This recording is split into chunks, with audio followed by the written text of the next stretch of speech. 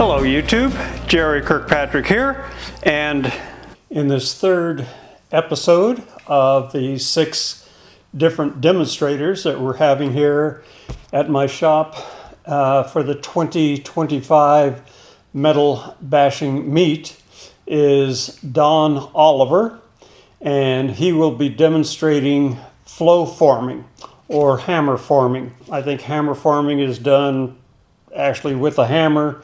The way I've done it before is with an air hammer, actually a rivet gun, and that's more flow forming. So where Don was demonstrating was fairly low. I had my camera not in the right place. You couldn't actually see the work that he was doing down on the table, but there was a lot of banter going back and forth between he and the audience. They would ask him a question, and he gave some very good answers to what they were asking about.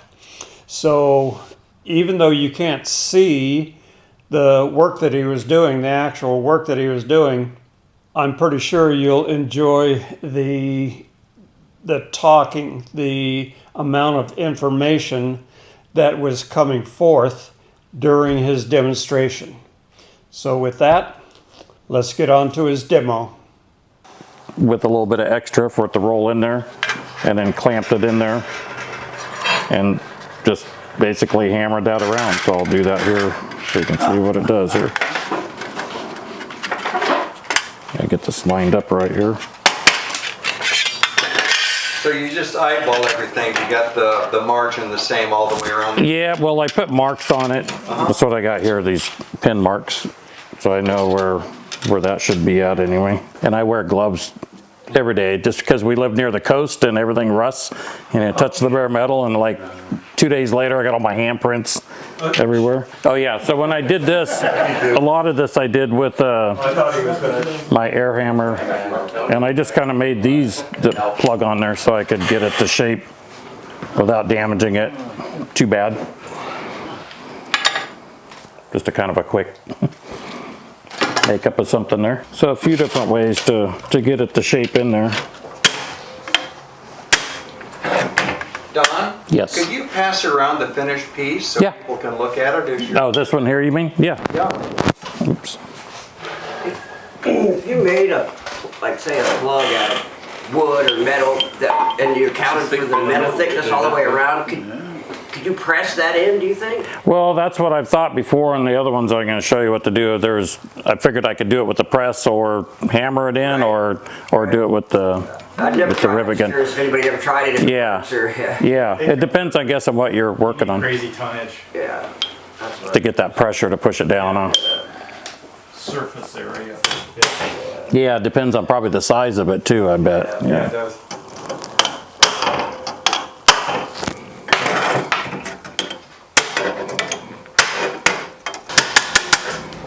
But basically, you could get kind of whatever shape you want, just whatever you cut out and whatever design you want to it, or style. Did you make that with a, just cut out a plasma cutter, or did you see? No, I just, actually on that one, the original one, I just cut holes at each end, took an air saw and cut. I have the little small air saws, those things work great. This one I air sawed the whole thing, just something kind of quick and simple, but. So that's your piece, or would you do that with the entire fender? There's no weld seam? That one was welded about where it's in, so I built the whole top of the running board, and then I built the sides, and then I TIG welded it along the whole joint, and then put the end caps on it. That particular car, we angled the end of the running board where the fender comes in. Instead of it being straight down, we angled it, just to give a little more style to it.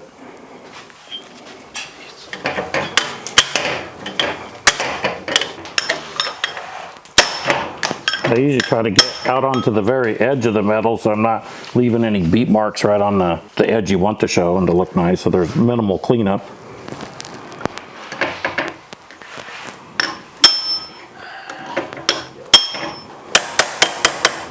I always got fascinated when I first met Ron years and years ago.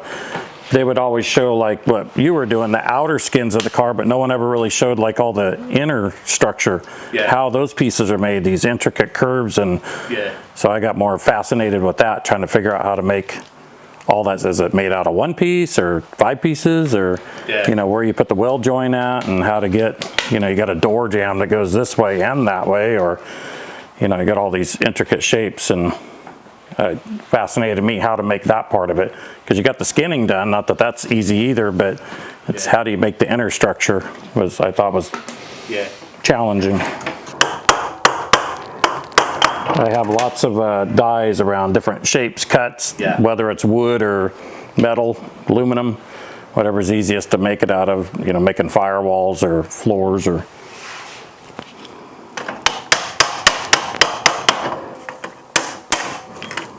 Back to the grinding sandpaper disc things, I use 3M a lot, the 3-inch. The Cubitrons, those ones are really flat and they last a long time. Probably 3 times as long as some of the cheaper little grinding discs you get. They also last a lot longer. Go to the candle making section of these craft shops and you get beeswax. That works great. That's what I was going to ask you, what you use on the aluminum to keep it from. Just put beeswax on the sanding disc, and it makes that sanding disc last 5 times longer. What it will without it. I have a big block of it that my dad had a long time ago, and I still have, and I just run the grinding disc over it. And does that work on steel too, or just aluminum? Just aluminum for me. I don't have it. I don't know about. Well, you probably don't do much steel work. It does help a little bit on steel. Yeah, I just do it on aluminum. It's been the biggest one, because it'll wear out clog up that disc quick. The worst one is the guy I worked for. He bought some stuff on, I don't know, wherever he bought it, probably McMaster car or someone like that. And it comes in like a tube, cardboard tube, and people use it on bandsaws and stuff for when you're cutting. Oh, okay. The wax. Yeah, it's like a wax, and I go mad at work when the other guys use it near me, because blobs of it fly off the grinding disc. They get everywhere, and you'll be wheeling a panel up, and all of a sudden there's a big splodge of this. Spitting it all over what you're trying to get accomplished. It gets everywhere, whereas that beeswax, it don't seem to do that. Yeah, it doesn't fling, now that you mention that. Yeah, it doesn't go flying all over. This other stuff is very waxy. It's paraffin based. Yeah. Yeah, some people use I think transmission fluid. I've heard that before, but yeah, that one. I'm a painter, so oil and that kind of stuff is like a big no-no, you know. Yeah. Oh God, that's really bad. Silicone spray, Yeah. all that, mix it together. Yeah, I've had some bad paint jobs come out because of that stuff. Armor all. I was kind of horrified when I saw people here when I first came in. They take a steel-bodied car to stop it going rusty overnight, spray WD-40 all over it. Yeah. And I used to think, like, shit, that's the stuff that painters go mad about. Yes. You know? Yes. And I'm not a painter. Yeah. Yeah. No, it's hard to get that stuff out. Yeah. Armor all's worse. You know, if someone's really armor all their car and you got to paint the door jambs, it's. Man, I mean, I've stripped cars before and it still is like, it's still there. It's hard to, like it just sucks it in. I don't know what the deal is, but yeah, it can make your life hell, that's for sure. And then nothing wants to stick, can't get tape to stick. It's, I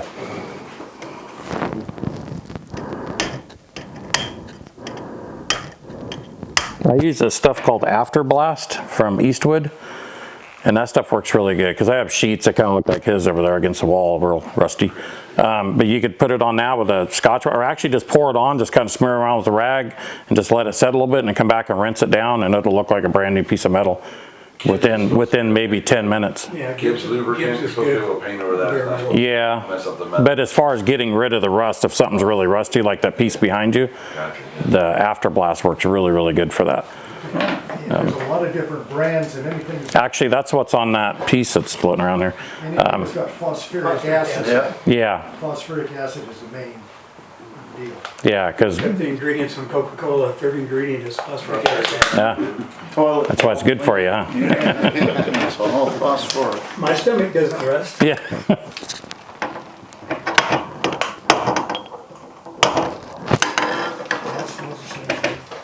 Sometimes Osco will get sticky or something.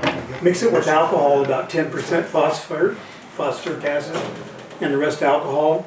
And if you got a nice warm day and a bare, nice clean sheet piece of metal, spray it down, let it dry outside. You will sometimes get an iron phosphate coating of steel.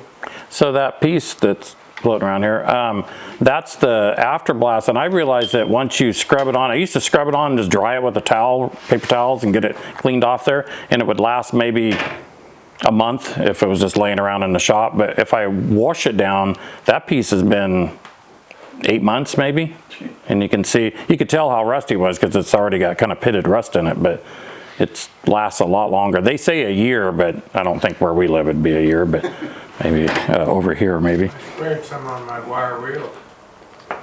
And then you just spray it in the wire wheels where they rust in deep pockets. Oh, and deeper in there? And then it stops the rust, and don't even touch it, just leave it alone, you know? Oh yeah, that's a good idea.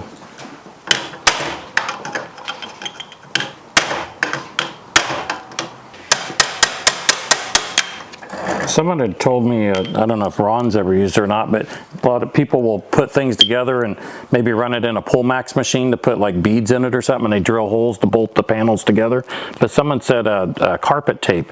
It's real sticky, double-sided, you can get it cheap, and then when you're done, that way you don't have the holes from bolting it together. Haven't tried it yet, but I've been told it's good. Do you have a Pullmax? I do, yeah, a P9. Yeah, I have a Pullmax and a Vibra Shear, which is like a mini Pullmax. Yeah, super handy machines. These corners aren't going to look as good as normal because I don't have the right tooling here to do this.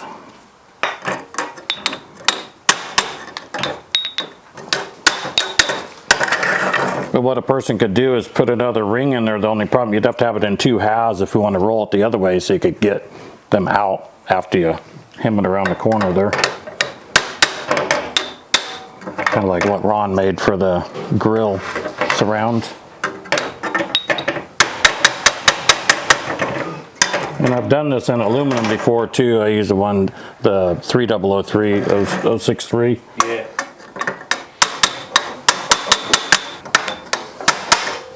You could do this if you're wanting to do like scoops in the side of a body or something like that, you know, make a die and hammer in multiples, I guess.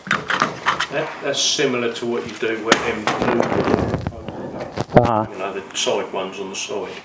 It's a similar thing to that. So you just have like a buck that goes behind there and you hammer it in? No? I do it all by just fold lines. Okay. And when you bring it back right over on itself. Oh, okay. And then along the sides it comes back up again by about that. And then that's where the louver thing bolts in. Do you do yours off the, like a separate section and weld it in, or the fender's made and you do it after? Okay. When the fender's complete. Yeah. I've done something, well, not on a Cobra, but did something similar to that before. Made the piece and then put it in after the fact, yeah.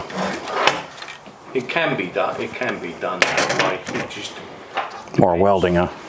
if you've got a fender with a lot of shape in it, that's easier. But if you've got a fender that's near flat, welding on near flat stuff is a pain in the butt. Yeah, pain in the butt, huh? Don't know where it'll end up, huh? But yeah, usually I like to use something a little bit softer. It depends on what metal I'm using, so it doesn't leave too many hammer marks in it. I kind of overshot my thing there, so.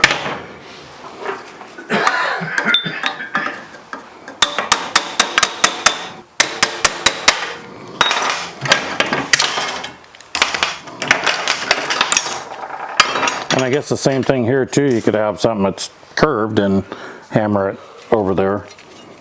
But yeah, you could come back in, hammer and dolly, and kind of straighten it up a little bit, smooth out the edges. But you could have whatever shape you'd want to hammer something in there. That's one thing anyway. And the reason this is high is so I could have the curvature in that piece and do it have it all formed first before I put this in there. Otherwise, I would have done that on a more flatter surface. But the other piece I had done, which Can you pass it around? yeah, And the die? yep, a little heavier. Oops, nothing super fancy. Is But that AK still? no, that's just some cheap metal I picked up. But I normally use, actually I don't use, I used to use the AK all the time, and then it got harder to get, for me anyway. Yeah. So 18, 19 is some 20, depends on what I'm working on. Muscle cars seem to be about 20 gauge, and Yeah. older cars are like 19. Yeah. Floors are 18. Rolled, rolled then? Just- Yep, yeah. And I haven't had any issues with anything to get the shape. And then hammered this section in, and then the rest of it I did in a Pullmax machine. Shaped that in there. But that was one other way I did that. This, Ron asked how I bent this earlier. I have a pretty heavy sheet metal brake. This I bent in my brake. This I think I bent over a pipe, hammered it in basically. But that one, this one I kind of just laid the sheet on there and just hammered it in because we kind of didn't care where the sides ended up at. We had to get the right thickness. Now this is my other dies I've made. I was doing the inside of a hood, all the inner structure, and just wanted to make some ovals but not holes themselves. So I made this where it's just an oval, something simple and works really good. I got two different size ones. I got this one and a larger one yet. I think is this one. So Don, you hammered that to form the metal? Yep. I think we need you to press that right here. What's that? We need to find some, Oh, I'm gonna do one right here. yeah, that's a nice little unit. This one, I made it where I had a stop on the bottom, where this one just hits the table once it goes down far enough. Nice, yeah. Because I had multiples. I did the whole inner structure of the hood, so I wanted those to go around that, and then the back half on the sides were smaller ones, and on the main braces were the bigger ovals. And then I built the aluminum trunk for the car, and I did the bigger ovals in that too. Did the X bracing, and then the ovals were Did down you do there. any like 53 Buicks? No. Do the fenders? Yeah, huh, on the sides. Or holes? Just realized might borrow your bigger hammer over here.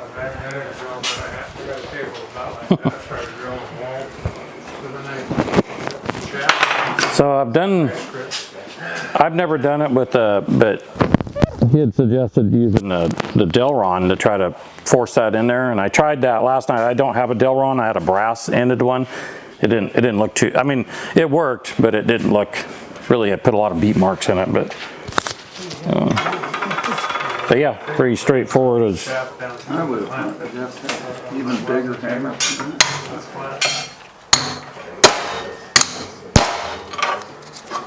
Sometimes I catch this where it's not going all the way even in there, but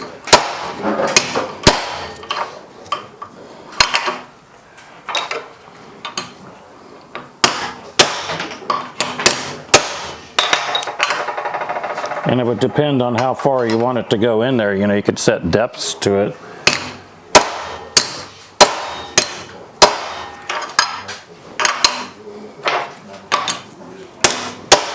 It's a little out of tilt here sometimes.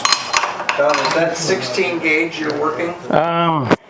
No, it's thinner. I think it's probably like 22 maybe. But normally I made this out of, I think I made it out of 18 or 19, the actual piece I made.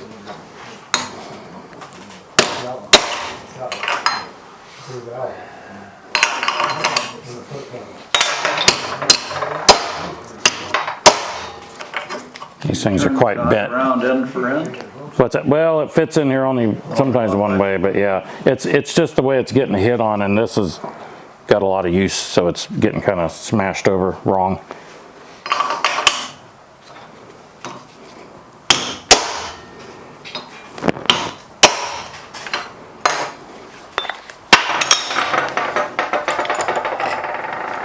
And I noticed this metal doesn't quite bend the same as the thicker stuff. It almost puckers more, and it comes out with the piece in there. Nice. And I don't know if this is gonna work in this or not. Maybe I'll give it a whirl. What do you need? I'm gonna use your brake here to bend this. Yeah, I don't know what that is set for. it's gonna be set for hopefully good enough. Break the brake. Yeah, that's kind of lightweight here. I think it's the smallest brake I've ever used. Jared, I love where you put your brake in the English wheel. Good use of space. I'm very picky about space, and I'm like, I like that. I have a nice flat spot there. It's perfect, and it's rigid. I can't tell you how many times I've moved that brake, and every time I would move it to the exact place, I would put it there.